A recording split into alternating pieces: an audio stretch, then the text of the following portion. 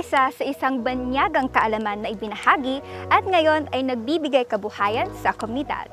Dito sa San Vicente, Bani, bukod sa steamer, marami pa silang ginagawang produkto mula sa kawayan. Ilan sa mga yan ay salaan, bamboo lamps, trophies at kung ano-ano pa.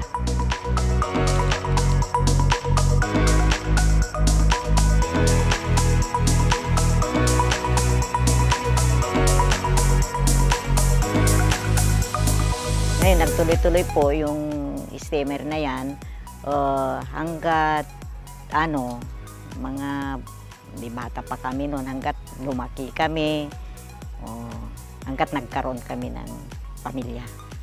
Yung maganda sir yung mga nakakatulong dahil sa mga hanap buhay ba, yung paggawa. Dahil siyempre yung po yung kagisngan namin na trabaho, yun po nakakatulong sa mga kapitbahay.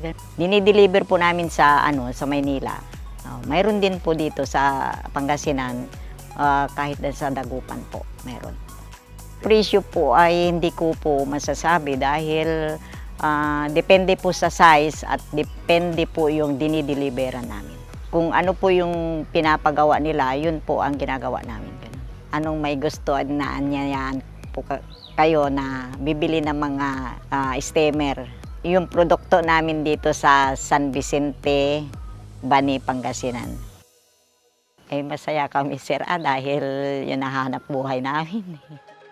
Lakay Ngalumboy Integrated Farm, a vast home to various thriving tops, and the most outstanding lush belongs to the horde of towering bamboos. Ang way po namin ng pagpapalago is to integrate other crops, since yung pagpapatubo po ng bamboo, it will take some time.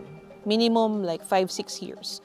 But then, when we realize po na meron pala talagang napakalaking demand for bamboo, we aligned ourselves into bamboo propagation para po matulungan yung mga businesses na napag-alaman namin na existing na pala dito na nangangailangan ng raw materials. Like po yung small business sa San Vicente, yung mga bamboo makers ng mga streamers for dim sum po yata or siopaw, ganyan.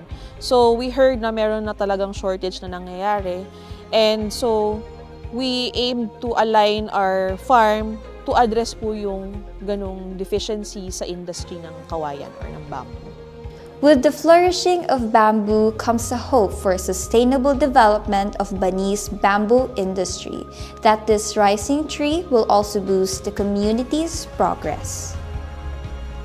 Hindi lamang sa San Vicente ginagawa ang mga naturang produkto dahil na-produce na din ang mga ito sa iba't ibang lugar sa bayan ng Bani. Sa paglago ng industriya, mas lalong kumakalat ang galing na tatak Bani.